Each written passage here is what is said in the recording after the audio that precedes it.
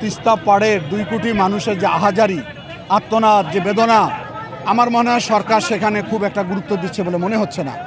48 ঘন্টা রংপুর বৃহত্তরের 5টি জেলার 11টি পয়েন্টে লক্ষাধিক লোক প্রতিটি পয়েন্টে অবস্থান করেছিল, কিন্তু তারপরও সরকার এখানে গুরুত্বের সঙ্গে আনেনি। সে কারণে আজকে আমরা গণপদযাত্রার কর্মসূচি ঘোষণা করেছি রংপুর মহানগরীতে। আমরা আশা করি যে এই কর্মসূচির মধ্য দিয়ে সরকার অল্প সময়ের ভিতরে বাংলাদেশের অন্য অন্য অঞ্চলের উন্নয়নের ক্ষেত্রে যে ভূমিকা রাখে, রংপুরের ক্ষেত্রে বারবার বৈষম্য হচ্ছে, এই বৈষম্য না করে অতি সত্বর যাতে আমাদের এই দাবিকে মেনে নিয়ে 2 কোটি মানুষের জীবন রেখা, প্রাণ, ভালোবাসা, এই রংপুরের অস্তিত্ব যাতে বিপন্ন না হয় সেদিকে উনি রক্ষা করবেন।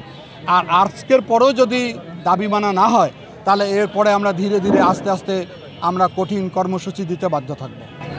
তিস্তা মহাপরিকল্পনা দুজন উপদেষ্টা এসেছিলেন, তারা এসে মহাপরিকল্পনা বাস্তবায়ন নিয়ে টেন্ডার দিয়ে তারা ভাঙন দেখাচ্ছেন, তামাশা কিনা?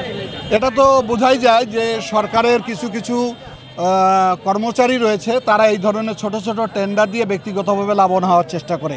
এটি জনগণের টাকা অপচয় হয়। এ ব্যাপারটা আমি বারবার বলেছি যে এই ধরনের বিক্ষিপ্ত বিচ্ছিন্ন ছোট ছোট কাজ করার কোনো প্রয়োজন নাই।